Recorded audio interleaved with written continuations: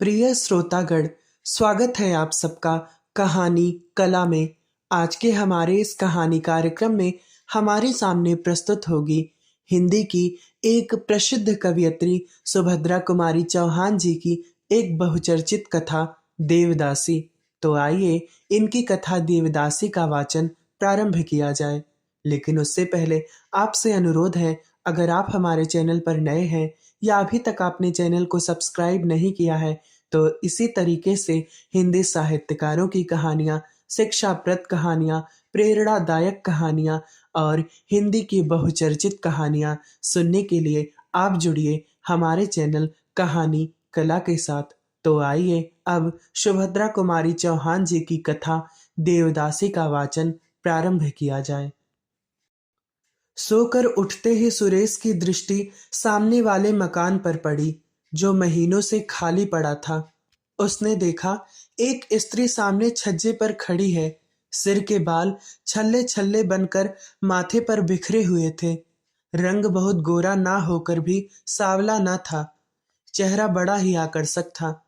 स्त्री के चेहरे पर विषाद की एक गहरी छाप स्पष्ट दिखाई दे रही थी। उम्र कुछ अधिक थी, पर सौंदर्य में किसी प्रकार की कमी ना आई थी। सुरेश मंत्रमुग्ध की तरह बहुत देर तक उसकी ओर देखता रहा। स्त्री नीचे सड़क की ओर देख रही थी। आंख ऊपर करते ही उसने सुरेश को देखा। दोनों की आंखें मिली। सुरेश की आंखों में प्रश्न था और रमणी की आंखों में याचना। तुरंत ही किसी प्रकार की आवाज सुनकर रमणी भीतर चली गई। फिर छज्जे के दरवाजे दिन भर बंद रहे। उसके नए पड़ोसी कौन है, यह सुरेश बिल्कुल ना जान सका। शाम को सुरेश घूमने चला गया। घर लौटा तो 11:30 बज रहे थे। सामने वाले मकान में अब भी प्रकाश था। सुरेश एक आराम कुर्सी पर लेट सा गया।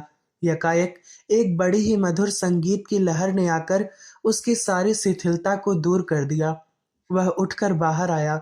छज्जे पर सामने वाले मकान में कोई गा रही थी, सावरिया से लागी रहे दो नैन, सावरिया से। गायिका संगीत कला की विशारदा जान पड़ती थी। सुरेश भी तो संगीत प्रेमी था, और केवल संगीत प्रेमी ही नहीं, संगीत के विषय में उसे ज्ञान भी काफी था। सुरेश सोचने लगा, हो ना हो यह वही स्त्री है। पुरुष के गले में इतनी मिठास आएगी कहाँ से। तब तक गायिका ने गीत का अंतरा गाया, काह करूं कित जाऊं मोरी सजनी, नाही परत मोहे चैन, सावरिया से लागी रहे दो नैन। संगीत बंद हो चुका था। सुरेश कुछ देर तक टहलता रहा और थोड़ी देर में उसे एक हल्की सी चीख सुनाई पड़ी। फिर सब कुछ बंद। सुरेश कुछ न समझ सका कि मामला क्या है। वह जाकर सोया रहा। दूसरे दिन सवेरे सुरेश देर तक सोता रहा। जब वह सोकर उठा, तब तक छज्जे के सब दरवाजे बंद हो चुके थे। दोपहर को सुरेश अपने कमरे में खड़ा था। यकायक सामने वाले मकान की एक खिड़की का एक कांच निकल गया। सुरेश ने फिर उसी रमणी का मुंह देखा। इन दोनों के बीच काफी अंतर था। चेहरा भी बहुत साफ न दिखाई पड़ता था।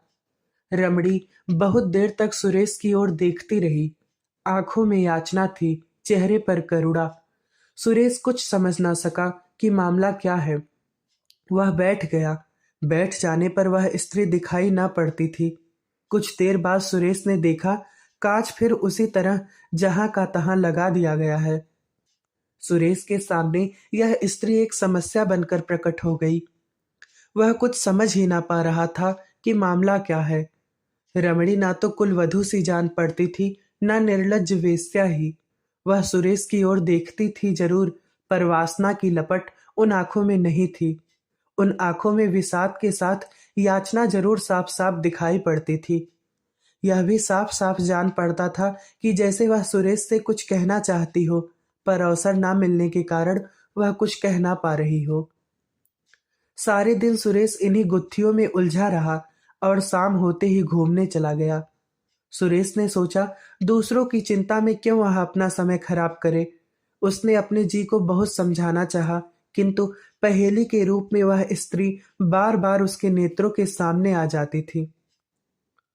सुरेश बहुत रात गए घर लौटा। सोने की तैयारी कर रहा था कि सामने वाले छत पर उसे कुछ बातचीत सुनाई पड़ी। रात की नीरवता में सुरेश ने साफ साफ सुना, कोई कह रहा था, तो तुम सीता सती हो? बस यही, या उस मंदिर में भी जहां हजारों को रिझाने के लिए तुम्हें नाचना और गाना पड़ता था? सीता सती ना होकर भी मैं दुराचारिणी नहीं हूं। सुरेश ने सुना, स्वर रमणी का था, और आपकी बात मुझे किसी तरह भी मंजूर नहीं। यदि आपने मेरे ऊपर अपनी ताकत आजमाई तो मैं चिल्लाऊंगी। रमणी तेजी के साथ बाहर छज्जे पर निकल आई। अपनी छत पर खड़ा सुरेश बैठ गया। रमणी के साथ साथ उससे बातचीत करने वाला युवक भी बाहर आ गया। स्वर कुछ धीमा करके बोला, प्रतिमा, तुम्हें हम समझाते आ रहे हैं, तुम्हारे साथ किसी प्रकार का जुल्म नहीं कर। हम जानते हैं तुम कुलवधू नहीं हो। नाचने गाने का तुम्हारा पेशा है। एक नहीं, अनेक पुरुषों से तुम्हारा संसर्ग रह चुका होगा। फिर हमारे साथ, जिसे तुमने अपने मीठे और मधुर व्यवहारों से उन्मत्त बना दिया है, तुम्हारा व्यवहार ऐसा क्यों है? प्रतिमा बोली, मीठे और मधुर व्यवहार का यह अर्थ कदापि नहीं होता नरेंद्र बाबू कि हम आपको अपना शरीर अर्पण कर दे। फिर मेरा यह शरीर तो देवता को अर्पित हो चुका है। मैं देवदासी हूँ, मुझसे वह बात ना होगी। नरेंद्र एक व्यंग्य की हंसी हंसता हुआ बोला, तो तुम अभी तक सती हो, यही ना? और वह पुजारी जिसके पीछे पीछे तुम। प्रतिमा बात काटते हुए बोली, बस बस रहने दीजिए, आप पुजारी जी का नाम ना लीजिए। वे मेरे पिता के तुल्य हैं। वे बहुत सीधे हैं। अगर वे सीधे ना होते तो आप मुझे वहां से धोखा देकर ला भी ना सकते थे। नरेंद्र का नशा इस समय जोर पर था। वह क्रोध से बोला, मैंने उन्हें धोखा दिया है या तुमने मुझे उल्लू बनाना चाहा है? साफ साफ कहो, क्या तुम्हारी खुद की इच्छा ना थी मेरे साथ घूमने चलने की? प्रतिमा, घूमने जाना दूसरी बात है और घूमने के बहाने भाग जाना दूसरी बात है। आपने पुजारी जी से कहा था कि शाम होने से पहले लौट आएंगे। नरेंद्र, ओहो, इतनी भोली तो ना बनो। तुम नहीं जानती थी कि हम लोगों ने घूमने की बात क्यों की है? तुम बड़ी नीच हो। सब कुछ तुम्हारे ही कारण हुआ है और तुम अब मुझे ही बेवकूफ बनाना चाहती हो। प्रतिमा, यदि मुझे मालूम होता कि घूमने के बहाने आप मुझे भगा ले जाएंगे तो मैं आप लोगों के साथ कभी ना आती। झूठ बोलते हुए तुम्हें लज्जा नहीं आती? किसी दूसरे से आंख लड़ गई है, यह क्यों नहीं कहती? बेहया कहीं की। कहकर नरेंद्र गुस्से से छत पर टहलने लगा। प्रतिमा ने कहा, आपका व्यवहार मेरे साथ बहुत उद्दंड होता जा रहा है। मैं इसकी आदी नहीं हूं। उद्दंड व्यवहार इसको कहते हैं। कहते हुए नरेंद्र ने कसकर एक तमाचा प्रतिमा को लगा दिया। प्रतिमा चीख पड़ी। कमरे से नरेंद्र के साथी अन्य युवक बाहर निकल आए। उनमें से एक बोला, यार नरेंद्र, छोड़ो भी, तुम इसके पीछे क्यों पड़े हो? नरेंद्र बोला, पीछे पड़ने की बात नहीं है। तुम जानते हो, हम लोग 1 महीने से इसी के पीछे रुपया पैसा और समय बर्बाद कर रहे हैं। कुछ मेरा अकेला अनुमान भी नहीं, तुम्हारा सभी मित्रों का अनुमान था कि यह हम लोगों के साथ भाग जाना चाहती है। तभी तो हम लोगों ने इसे वहां से निकाला, नहीं तो औरतों को भगाना कोई हमारा पेशा थोड़े ही है। अनुमान गलत भी हो सकता है, एक तीसरे ने कहा, जिसे अनायास ही प्रतिमा से कुछ सहानुभूति हो गई थी। तुम लोग बेवकूफ बन सकते हो, पर मैं ना बनूंगा। मैं अभी इसे सीधा किए देता हूँ। ऐसा कहते हुए नरेंद्र ने प्रतिमा के पास आकर कहा, यह रोना किसे सुना रही हो? अब कोई तुम्हारे नखरों को देखकर धोखा नहीं खा सकता। तुम्हारी जात ही ऐसी होती है। उल्लू फांस कर रखने में तुम लोग अपनी विजय समझते हो, पर हम वह उल्लू नहीं है कि फंस जाएं। पहले तुम्हें फंसा लेंगे, बाद में हम फंसेंगे। प्रतिमा ने कहा, ठीक है, आपकी कैद में हूँ, जो चाहे आप कर सकते हैं, पर मैंने आप लोगों को पढ़ा लिखा सभ्य पुरुष समझा था। मैं क्या जानती थी कि पुरुष के रूप में आप राक्षस हैं। हम राक्षस हैं? नरेंद्र ने दूसरा तमाचा प्रतिमा को जड़ दिया। और तुम देवी हो, बज्जात कहीं की। मंदिर का राई रत्ती हाल जिसे ना मालूम हो, उसके सामने अपने सतीत्व का ढोंग रचना। यहाँ पहले ही सब कुछ जान लिया था, तब पैर आगे बढ़ाया था। हमने कोई कच्ची गोलियां नहीं खेली हैं। अब सुरेश से ना रहा गया, उठकर खड़ा हो गया। टॉर्च फेंकते हुए उसने कहा, आप लोगों की बात करीब आधे घंटे से मैं सुन रहा हूँ। इतनी बातें सुनने के बाद इसी परिणाम पर पहुंचा हूं कि आप लोगों ने इसको कैद कर रखा है। यह आपकी कोई नहीं, इसे आप भगा लाए हैं। नरेंद्र ने उसी क्रोध के स्वर में कहा, हमारे आपस के झगड़े में पड़ने वाले तुम कौन हो? सुरेश बोला, मैं एक मनुष्य हूँ जो मनुष्यता का बर्ताव करना चाहता है। यदि आप लोगों ने मेरे साथ दूसरी तरह का बर्ताव किया तो फिर मुझे पुलिस का आश्रय लेना पड़ेगा। मामला पुलिस तक गया। वे चारों व्यक्ति जमानत पर छोड़े गए। प्रतिमा को उसकी इच्छा अनुसार सुरेश के साथ छोड़ दिया गया। सुरेश उसे उसके मंदिर के पास पहुंचा देना चाहता था, परंतु प्रतिमा उसी रात में बीमार हो गई और लगातार 1 महीने तक बीमार रही। बीमारी से अच्छे होने के बाद अस्पताल से लौटकर प्रतिमा सुरेश की अतिथि हुई। एक दिन सुरेश बोला, अब आपको मंदिर पहुंचाना पड़ेगा, किंतु आपने अब तक यह नहीं बताया कि आप इन लोगों के चंगुल में कैसे फंस गई। प्रतिमा बोली, गुजरात के देहाती इलाके में दुर्गा देवी का एक बड़ा प्राचीन मंदिर है। मंदिर से लगी हुई बहुत सी जायदाद है, जिसकी सालाना आमदनी 30,000 के करीब होती है। उसी मंदिर की मैं देवदासी हूँ। माता पिता ने मन्नत मांगी थी कि यदि संतान होगी तो कन्या संतान देवता की भेंट चढ़ा देंगे। मैं उनकी दूसरी संतान हूँ। 5 वर्ष की आयु में वे मुझे मंदिर में छोड़ गए। मंदिर के बहुत से ट्रस्टी हैं और एक प्रधान पुजारी और कई पुजारी हैं। प्रधान पुजारी पढ़े लिखे विद्वान और बहुत नेक है। मंदिर की आमदनी से बहुत से छात्रों को छात्रवृत्ति मिलती है। बहुत से अनाथ और विधवाओं का पालन होता है। प्रधान पुजारी के कारण मंदिर में किसी प्रकार का अनाचार नहीं हो पाता। मेरे अतिरिक्त और भी देवदासियां हैं। मंदिर की ट्रस्टी तथा अन्य लोग देवदासियों के साथ अनाचार करना चाहते हैं, पर प्रधान पुजारी के कारण यह नहीं हो पाता था। इसलिए ट्रस्टीगण पुजारी जी से असंतुष्ट हैं। मुझे पुजारी जी ने छोटेपन से ही हिंदी और संस्कृत की शिक्षा दी है। मैं मंदिर में नाचने गाने के बाद उनका लिखने पढ़ने का भी बहुत सा काम कर देती थी। वे बहुत बूढ़े हो चुके हैं।